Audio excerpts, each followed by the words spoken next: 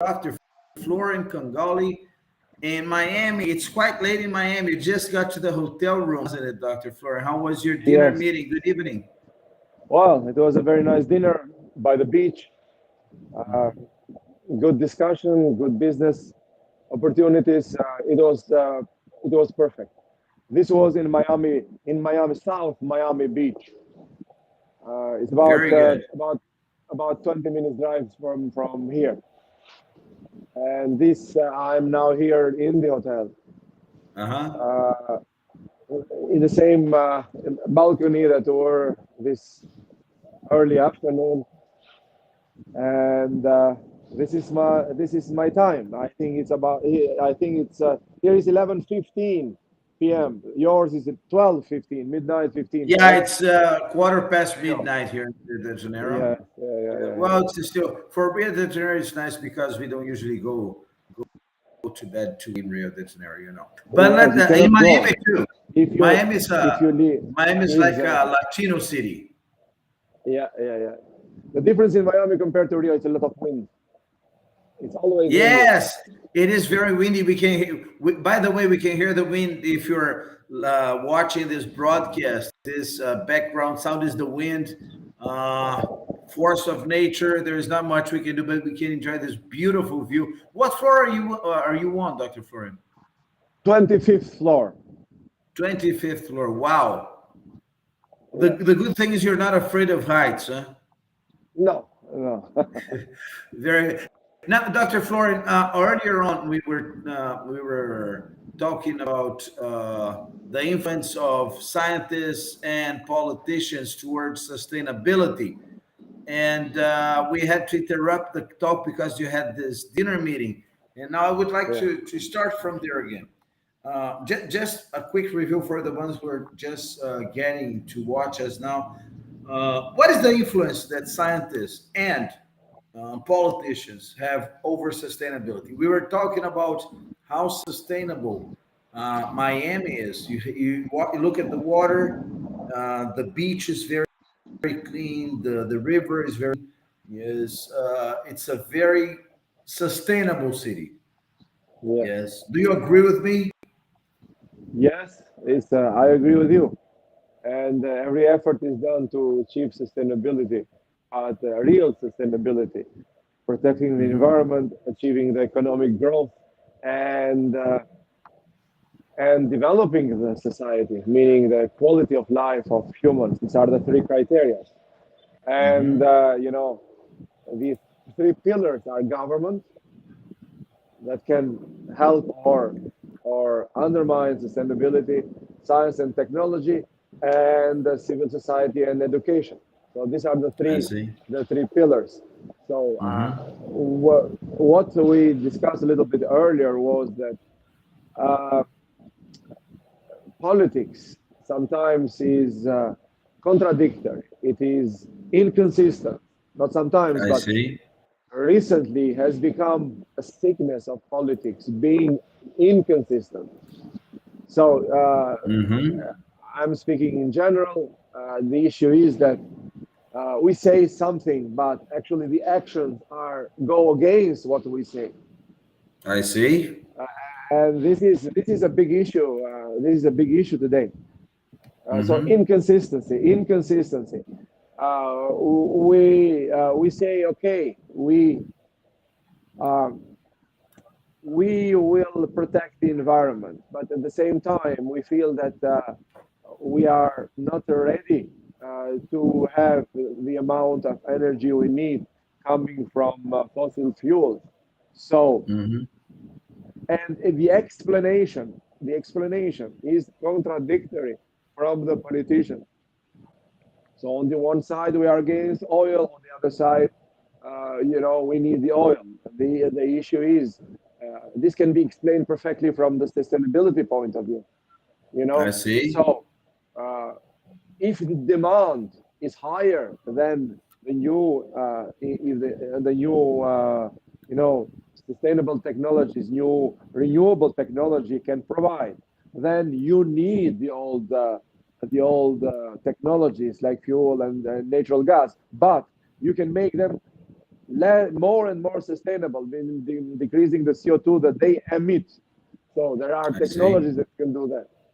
The other Hmm. issue is that, okay, you're saying that we need we that's a big contradiction today. We Hmm. they, in Germany, for example, they shut down all nuclear reactors. And then but the new renewable technologies could not support the need of of energy. And then the amount of energy needed was imported as natural gas and oil from other countries, from I see. sometimes even unfriendly countries. So the contradiction is here because nuclear power is a clean energy. The only two disadvantages is waste and the risk.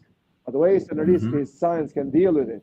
So it can deal with it and make it more, safe and more and recycle waste sustainably. So this is the big contradiction.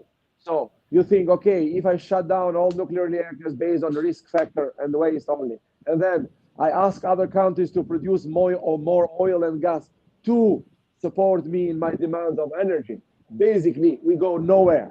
This is a big contradiction because Hmm. there So is a different way. we Yes, don't use fossil fuels in our countries, but we export the waste to other countries. That's it. no, we import the oil and gas because we need more energy. So we Oh, shut down okay. and we import oil and gas. So we ask other countries to produce more oil and gas to support our need that we cannot handle it because we shut down the nuclear reactor. So that's a big contradiction. You cannot have a sustainability if you shut down your nuclear reactors, but you import more oil and gas Yeah. from neighbors or other countries, because the other countries will pollute the environment more than you're supposed to pollute from nuclear reactors. So this is a I big see. contradiction, and this is inconsistency. This is one of the top areas of inconsistency. But there are many. This is in terms of energy, but there are many others. And this is a sickness of political classes today, inconsistency. You can very well speak about, respect. You can very well speak about respect of someone that speaks differently. However, when a different group speak differently, so the easy way is to attack and to put to the other group different sort of names, okay, Mm-hmm. without Okay. even having a debate. You have to have a debate. There is no better than the debate to come to the argument and convince people that your point of view is better. So it is very easy to ignore. It's very easy to put names on other people and on other group. That's not the right way to do it. You have to have a debate. You have to. If we want to respect, we are saying respect, respect, respect. But when we have a group that thinks different from us, it's very easy to say these are conspiracy theorists. These are extremists or whatever. You can put any name on them. They might be. They are extremists. They are conspiracies. So they exist.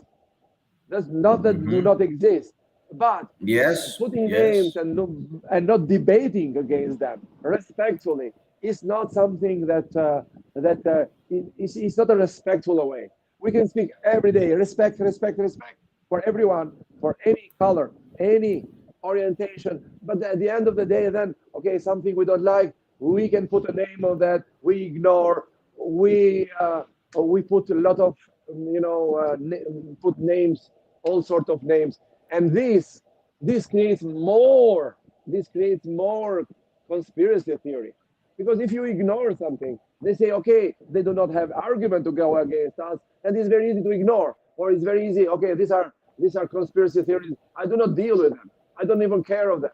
So this is another inconsistency. If we are saying we have to be respectful, you have to respect everybody and respectfully disagree and give arguments against them.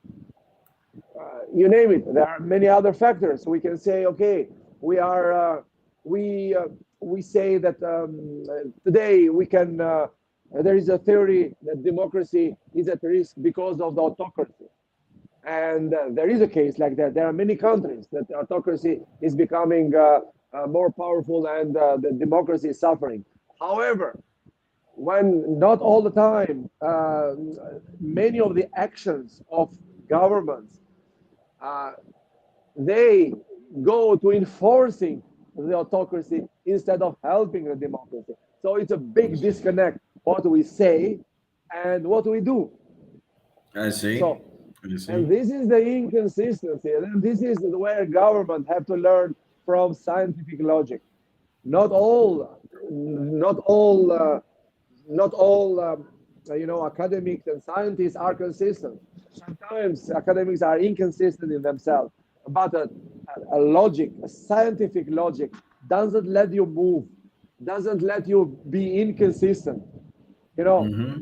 if we say 1 week before we say something else, and then a week later, completely different thing.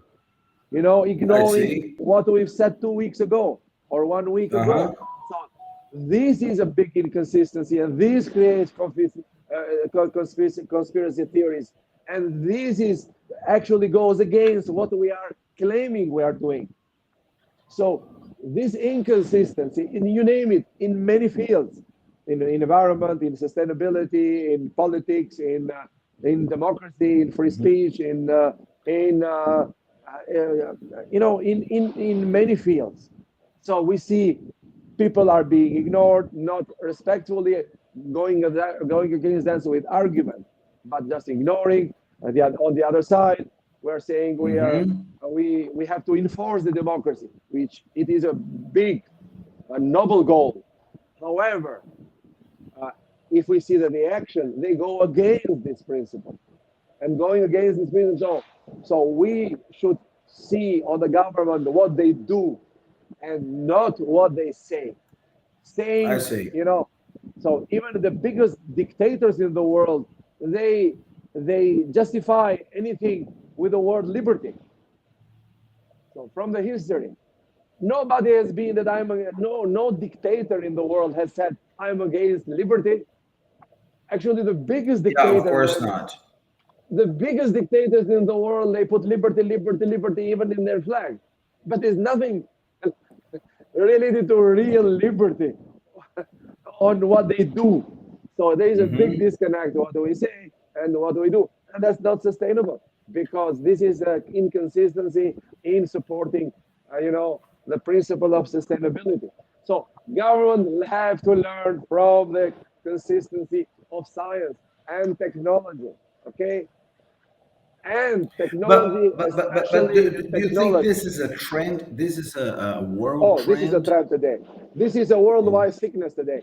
To my opinion, this is one of the sickness of politics today. Inconsistency, inconsistency Hmm. in time between what we say and what we do, and what we claim and what we do. I see. So this is a big issue, and this has to be changed. My personal opinion. Otherwise, we'll create more conspiracy theories. Will create more extremists because they say they ignore because we don't have argument going against that, and they are not respectful to us. They just ignore us. They just. This is not the way that helps democracy. By the way, democracy is debate. You debate it, who wins. If we have good debate, you can easily convince people. Hmm. A I see. scientific logic, science and scientific logic doesn't let you move around, doesn't let you go. Well, I say scientific. Science also can be contradictory, but when you apply, and be cannot act in a contradictory way, cannot act in an inconsistent way. Why? Because you're going to create problems and you cannot produce.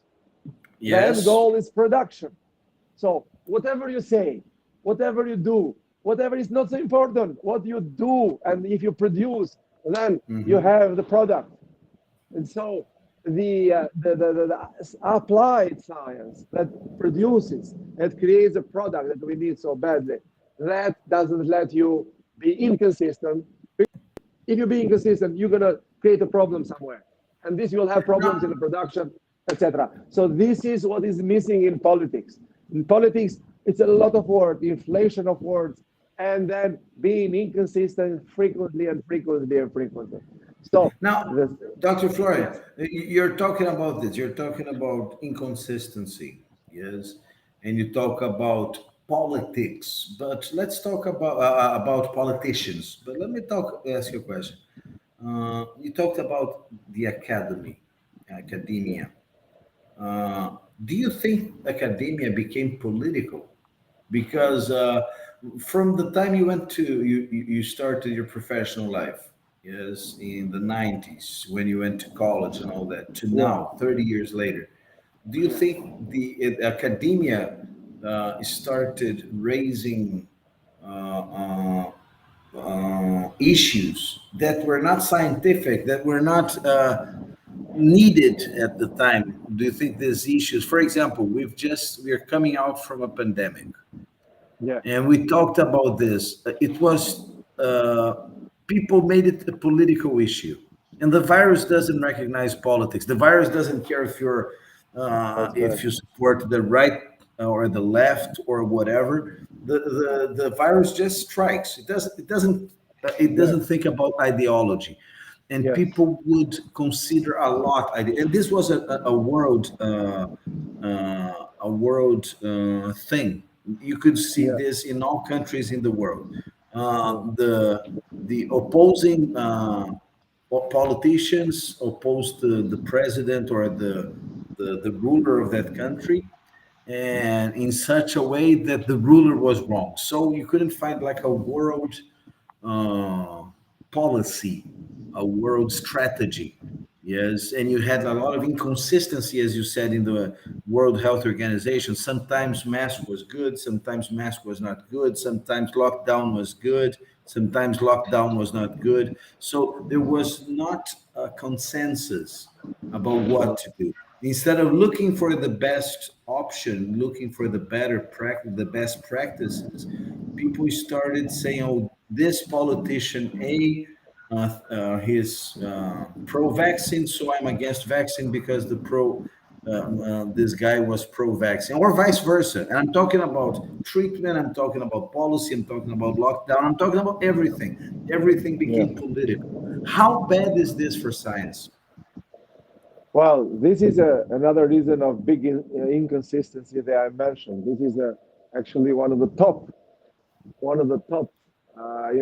examples of inconsistency. You know, the political battle between adversaries was transferred to vaccine, to the pandemic, to the virus, and to the vaccine. So and there was very no debate. There was no debate. You know, It was even uh, prohibited, the debate, because, for example, social media, if you brought up any issue, it would be, I don't know, blocked or canceled or whatever.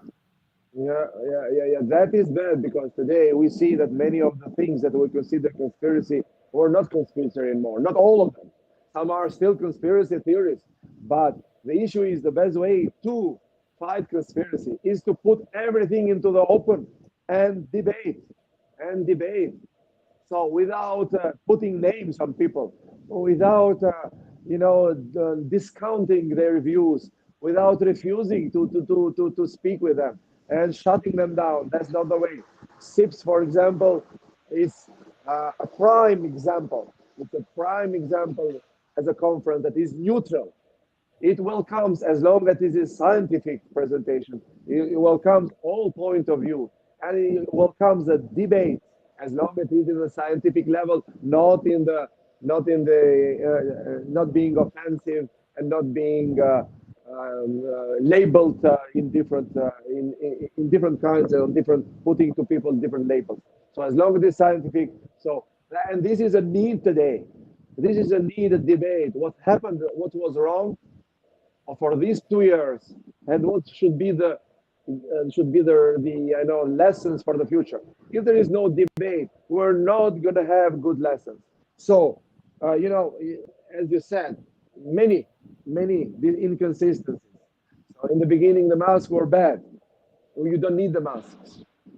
So in North America and Europe, the mask in the beginning was said it's not necessary. But in Asia, the masks were used since the beginning.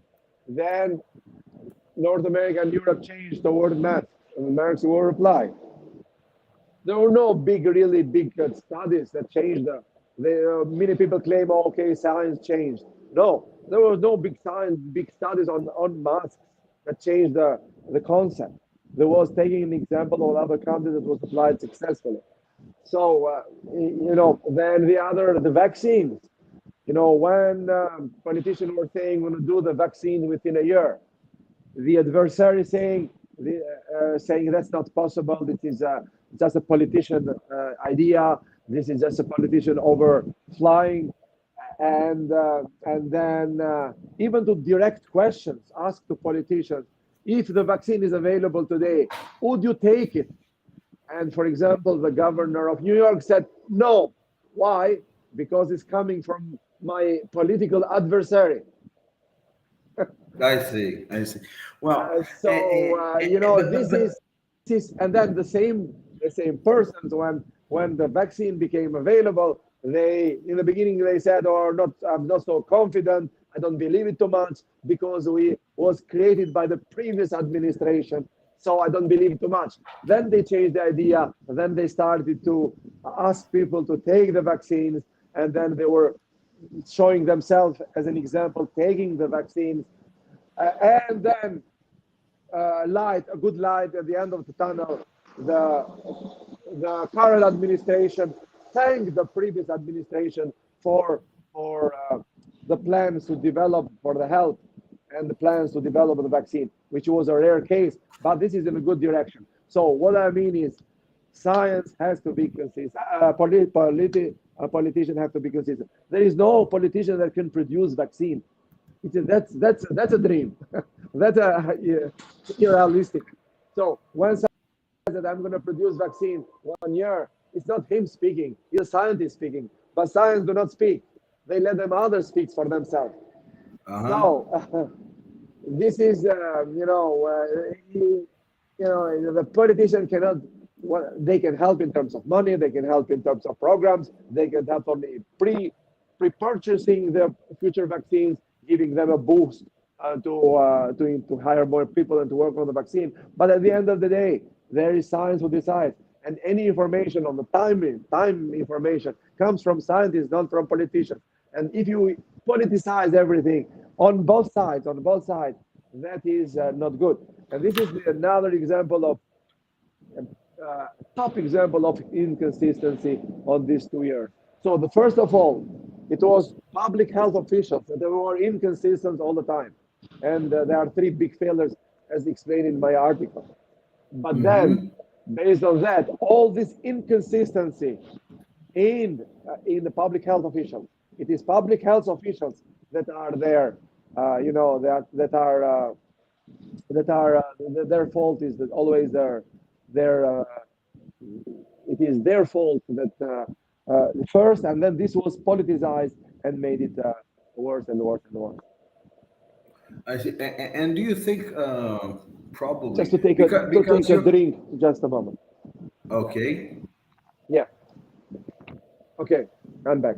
okay, So but you mentioned something, and I've noticed around the world. Again, I say it's not something from one country or from a specific for another country specifically, but in general, we saw this a lot happening in politics. But do you think scientists went into this? Like scientists that opposed a certain politician, they started opposing science too?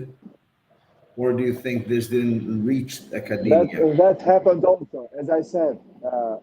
Like a Science, scientists denying facts yes. because of Well, I political told you that opinions. not always science is consistent. No, there is science in every field has, is a competition, as a field is a competitive field. But politicizing the results, that's the worst you can do. And then the sciences also, we are grouped in two parts: And unfortunately, also, as I said, scientific consistency is not always a gift. Many scientists are sometimes inconsistent in themselves, and especially coming from academia. But when you are in the Hmm. applying science, in the industry, there you cannot play. You can I speak see. blah blah blah every day, but if you don't produce, you are basically doing nothing. I So see. you there is no space to move. There is no space for inflationary words. There is no Hmm. space for the politicizing things or speaking bad for somebody else, etc., etc. You can do it in the beginning, but at the end of the day, if you don't show the result, the product, you don't produce, then you basically are doing nothing. So this is science, technology, and engineering is a very solid field. You cannot play with words. You always you have to achieve the result. Otherwise, everything you do, everything you say means nothing. So this is the difference. So if the scientists again, there are many scientists from academia that are inconsistent. So mostly not in the exact science, but also in the in the other sciences, you see inconsistency. And unfortunately, many of the politicians today come from fields that are not related to exact science. It's I see. coming from non-exact science, and there the power of words and twisting the words and splitting the hairs, the figurative expression. It's always it's considered richness. We have a lot of inflation in some sciences, from in some social sciences, from academics, and I this is see. another example of why the scientists have to cooperate with each other, exact and non-exact sciences, in order to achieve this consistency. And that's SIPS. That's SIPS. We are bringing everything together, learning And from each and other. and talking about SIPs, Yeah, we're getting like to half an hour of live already, and I believe you might be tired because you started the day yeah, very early yeah, today. So I don't yeah, want to take much of your time, but just let's just talk a little bit about SIPs. Uh, Last time we talked was like maybe less than a month ago, and we talked about SIPs. Anything new? Make us like a synopsis of how SIPs is going. SIPs, for who doesn't know, if you're watching us for the first time, it stands for Sustainable Industrial Processing Summit and Exhibition. It's going to be held in Thailand, in Phuket Island, from the 27th of November to the 1st of December at the Hilton, right? yes. Hilton At the Arcadia Hotel. Hilton Acadia Hotel. So tell us a little bit about it. Uh, how many symposia, how many scientists, Nobel Prizes. Tell us a little bit This about. SIPS is, as you know, the SIPS is unique. It's a multidisciplinary summit uh, that has that are glued together by sustainability. So, sustainability is the magic word. Everything, all these 48 symposia serve to sustainability. Why 48? Because we include all fields of science. Because science for us is one. We have divided science in different categories because of our ignorance and knowledge at a particular, at a particular time. So that's what we have to. You have to do. You have to create a synergy between different fields of science. Exactly what I mentioned. And then we have many politicians coming because they need to know about sustainability development in science because they need the tools, they need the solutions and science giving solution. And the uh, academics are coming from education and they prepare the new generation to develop new technologies. So this is what this is SIPS is about. 48 different deep scientific symposia uh, having a goal to achieve sustainability in various different criteria, issues that we mentioned, and also the plenary lectures. that are synthesis of the the effect of each scientific field on the sustainability.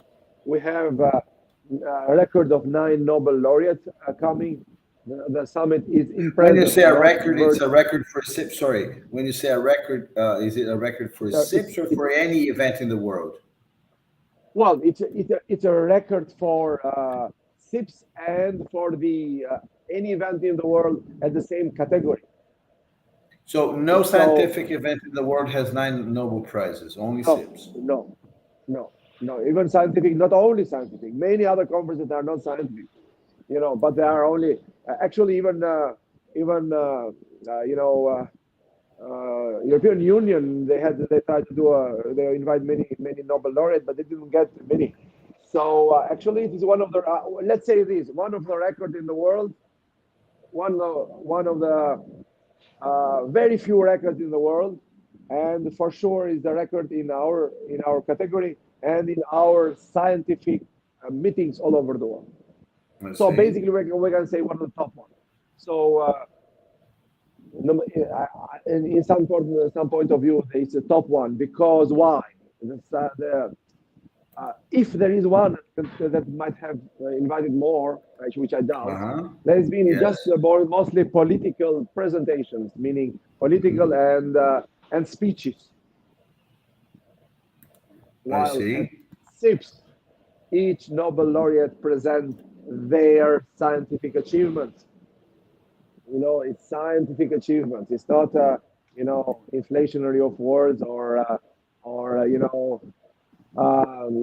administrative or political speech, and then you present and you go. No, it is a scientific presentation with debates and with a town hall where issues are debated freely, as long as it's scientific, without offenses and without name blaming. Then it is everyone is invited to present. It's an open debate, scientific debate, only in the scientific level. No other levels are, no politics in scientific debate is allowed, and it seems is neutral. We do not enter in the has been always since 2013. We do not enter in the disagreement between political ideas. We do not enter in disagreement between technologies. We are on competition between technologies, on competition between concepts, competition among different scientists for a particular subject. We welcome everyone, and they have to debate at tips openly, without any restriction and without any censor. And these debates shut down, cut short all conspiracy theory because they are debated on the open. They are not ignored and then blamed with sort of names, etc. So this is we as always will raise the bar. It will be more than 600 presentation from 80 countries. People are submitting abstracts every day in all those fields, and we have also a record number of symposia that honoring our colleagues that have been retired, and we have a larger number this time because we are including the persons that were honored last year that was postponed because of COVID. And COVID, by the way, has a specific symposium. COVID, analyzing COVID in any different aspects. Response from the government, from the science, etc. What was wrong and what can be improved in the future, lessons learned, etc. We have a symposium on oxidative stress, which in the medical field helps the quality of human life. And also, we have new technologies in medicine. These are three top medical related symposia. And then the entire series is dedicated to a Nobel Prize in Medicine, Professor Ferid Murad. And we have 9 other Nobel laureates coming. And on top of that, as I said, is a multidisciplinary. We go from the beginning, from the geology, from mining, processing, from refining, from new materials, from nanotechnology, from nanomaterials to technologies in medicine, technologies in various other fields. So it is a synergy between science. And because of this synergy, and all people are together in the same place, there are numerous projects, multidisciplinary projects between people in different countries, different disciplines, coming together, creating joint projects. And this cannot be a better, a better achievement for SIPS. I Bridging see. the gaps between countries, And there is one between thing that we talked disciplines. about another day. Just let me finish. Bridging Uh, the gaps between countries, between disciplines, between between different fields of science and different fields of reality, meaning that everything comes together, and bridging these gaps, bridging these fields, and avoiding the gaps between these different fields. That makes this uh, a top event, very unique in the world. There's no other event like that, mhm. and this is why people are coming uh, at this event. Okay, you were mentioning different fields of science together, and we were talking recently, not so recently, but we were talking about, for example, if you think about two fields, like for example, three fields, let's say the legal aspect, it's not science, it's humanities, but you have laws, you have engineering, and you have, for example, medicine. So when you are building, like, I don't know, a CAT scan machine, for example, that Yeah, involves a lot of technology, it involves a lot of introducing that in the market. It has legal aspects that has to be studied. So science itself has to be looked in a 360-degree exactly, view, and that's right? And SIPS. you That's a defend good. that, you stand for that. Exactly. That's a good definition. It's a 360 degrees. SIPS is a 360 degrees. You Mhm. know, you go on a different planet. What is the training of an astronaut? The training of the astronauts includes everything from Mhm. medicine, from new technologies, from gravity, from physics, from chemistry, you name it, from mineralogy. When you go take samples from a different planet, it's mineralogy. It's a kind of mining. And then you have to treat the sample, you have to analyze it. So it's everything integrated, everything coming together. And that's SIPS. So it's the life is it has multi dimensions, but these multi dimensions are concentrated at the human being, and if we divide this, we are nowhere. Well, sure, division is necessary. We have 48 specific symposia. They gather together and they treat the issues deep down in science. But then they have the interaction, then the synergy. So they both have to be together, deep and horizontal. That's it. And that's why it has been so successful. That's it, Dr. Florian. Thank you very much. It's quite late. I'm sorry for not holding you so long. It's almost midnight in Miami. Oh, it's a It's pleasure. it's almost 1 o'clock in the morning in Rio de Janeiro. Yeah, But thank you very much. It's been a pleasure as usual. I'm going yeah, to let you say your final considerations. Like, you can speak whatever you want before saying goodbye. yeah. So, uh, to inconsistency today is one of the sickness of the society, starting from politicians and in various fields, and how this can be avoided and prevented by using exact science, consistency in the logical of politicians and political class, and also respect, avoiding the gap between what is said and what is done. Saying is easy, doing is difficult. But when there is a discrepancy between them, that is even worse. So inconsistency has to be fought. One of the ways is to borrow from exact technology and engineering, but also science. But science is applied science that gives a product. This logic, if if taken as an example, not as a template, but taken as example to be consistent, then inconsistency will go away. And many of the issues we face today, conspiracy theories, people that are extremists, sure they exist, sure, but what's the best way to fighting them? It's debate, open debate, and a good argument convince everybody, even children. So we don't need to put names, blame people on sort of names, even if we are sure that they are extremists, even we are sure that they are conspiracy theories. They exist. If we put them on the table and then we debate with them, then it's very easy to convince the entire population that their theories are not they're not good. So this makes conspiracy theory goes away. This makes inconsistency goes away.